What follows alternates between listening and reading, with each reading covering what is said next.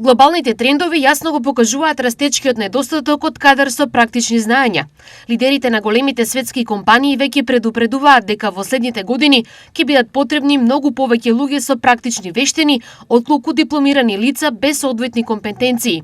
Изјави денес извршниот директор на Стопанската комора на Македонија Антони Пешев. Во Македонија имаме фабрикација на дипломи, многу малку знаење, ги повикуваме сите високообразовни институции да направат максимални напори, да го подигнат нивото на образованието како би можеле да одговараат на потребите на стопанството.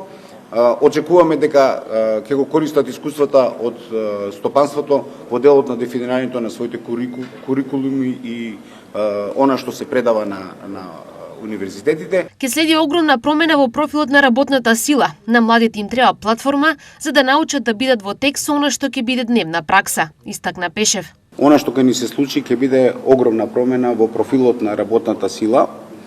Јас дури не си давам за право да кажам кои ќе бидат вистинските професии кои ќе бидат актуелни. Но едно сигурно знам дека ние мораме да створиме ефикасни механизми во кои на младите луѓе ќе им дадеме платформа и начин како да го фатат приклучокот со она што ќе биде наша веќе дневна пракса.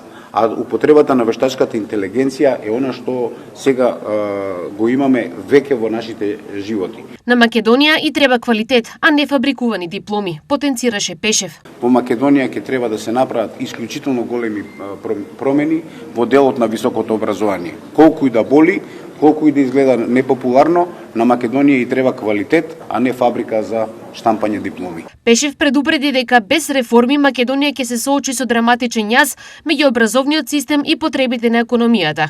Луѓе ќе останеме со дипломи без работа и тоа нека биде сигнал за сите нас дека е време за аларм. Воопшто тоа не се случува на некој друг, тоа не се случува некаде надвор, тоа ни се случува на сите нас и да со должна доза на озбилност сите треба да пристапиме и се надевам дека и владата има разбирање за тој сегмент заради тоа што се работи за реформа која досега сме ја немале.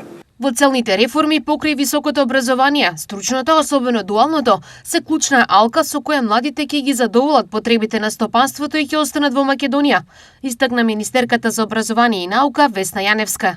И дополнително државата ги стимулира со за дуалното образование со 1740 школарини.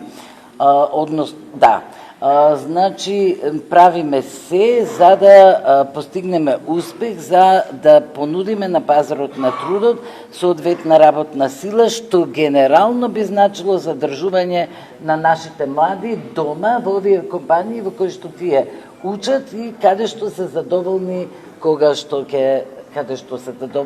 работат.